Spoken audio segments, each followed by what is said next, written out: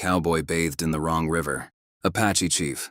Whoever bathes in this water will marry my daughter. The midday sun hung high in the cloudless sky, beating down on the arid desert landscape. The heat shimmered off the dry earth as a lone cowboy, dust-covered and weary, rode along the riverbank.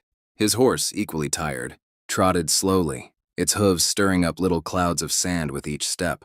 For days, the cowboy had been traveling, crossing mountains and desert plains, with no company but the wind and the endless horizon. His name was Jake Walker, a man of few words, hardened by years of wandering the West. He wasn't one for towns or saloons, preferring the solitude of the open plains. His only goal was to escape the ghosts of his past, but the desert was unforgiving, offering no answers, only more questions. Jake had heard rumors of a mysterious river deep in Apache territory, a sacred waterway that could wash away all manner of troubles. Many said it had healing powers, though none who sought its waters ever returned to tell the tale. Intrigued by the legends, Jake decided to follow the river's course, hoping to find solace or perhaps a way to silence the ghosts haunting his every step. As he rode along the water's edge, the river seemed to call to him. The sound of the water flowing over smooth stones was a soothing melody, a stark contrast to the dry crackling of the desert. Jake urged his horse forward, the promise of fresh water more appealing than anything else. When he reached the river's edge, the sight of the crystal-clear water was too tempting to resist. The heat had made his clothes stick to his body, and he felt the sharp sting of sweat and dirt in his eyes. With a sigh of relief, he dismounted and knelt by the water, cupping his hands to drink. But just as his hands touched the surface, a voice boomed from behind him. "That water is sacred, cowboy." Jake spun around, startled. Standing on the opposite bank was an old man, his long gray hair braided down his back, and his clothes, fringed and adorned with beads marking him as a chief of the Apache people. He was tall and broad-shouldered, his presence commanding.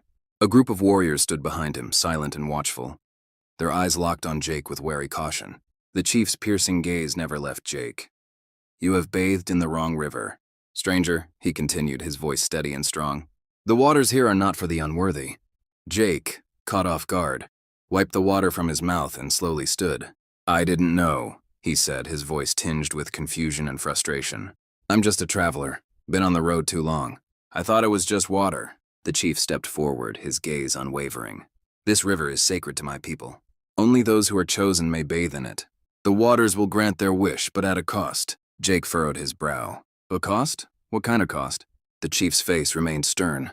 "It is not for me to explain, but I can tell you this, the river has a way of binding people to what they least expect." Jake was silent for a moment, processing the words. The heat of the day seemed to intensify, the air thick with tension. He opened his mouth to speak, but before he could say anything, the chief's voice rang out again. "Since you have bathed in these waters," the chief said, "the river has claimed you. You have made a pact with it, and as such you must honor it." The warriors behind the chief stirred, murmuring among themselves, their eyes flickering to the young woman standing beside the chief.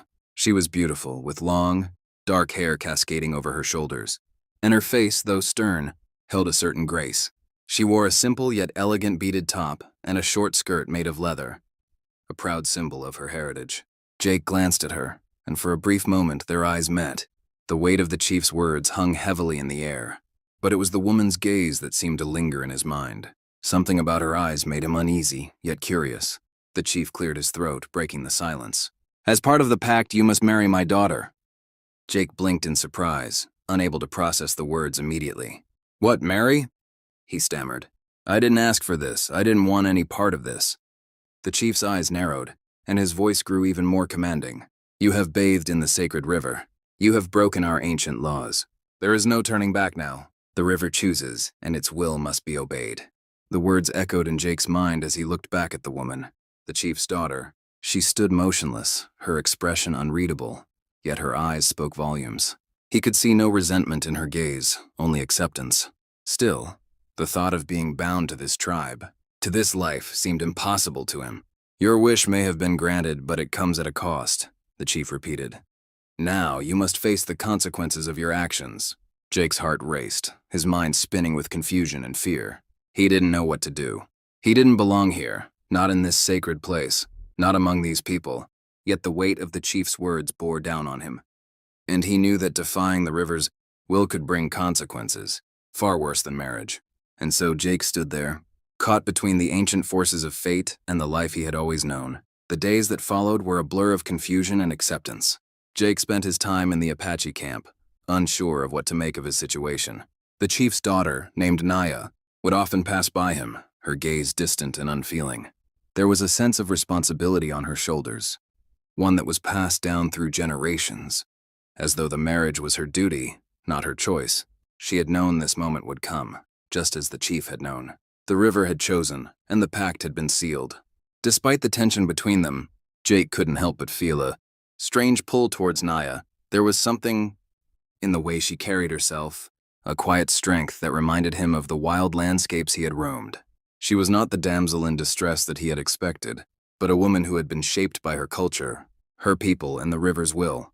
Jake's mind, however, was far from peaceful. Every day he wrestled with the reality of his situation. He was a cowboy, a drifter, a man who had never stayed in one place for long.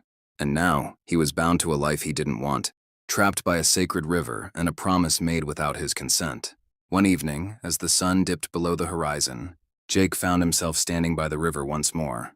The cool evening air was a welcome change from the scorching heat of the day, but the weight of the chief's decree hung over him like a storm cloud. He could hear footsteps behind him, and when he turned he saw Naya standing there, her expression unreadable as usual. She said nothing at first, simply watching him with the calm gaze that always seemed to pierce through his defenses. Finally, after what felt like an eternity, she spoke. "You don't want to be here," she said softly. It wasn't a question, but a statement of truth. Jake nodded, his throat tight with frustration. "I never asked for this. I don't even understand why I'm here, why I'm tied to your people." Naya stepped closer, her eyes locked on his. "The river chose you, Jake Walker. It doesn't make sense to you, and it never will. But you must accept it. There is no escaping what has been set in motion."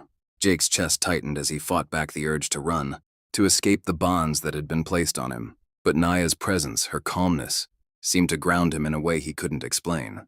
"I don't know what to do," he confessed, his voice raw with emotion.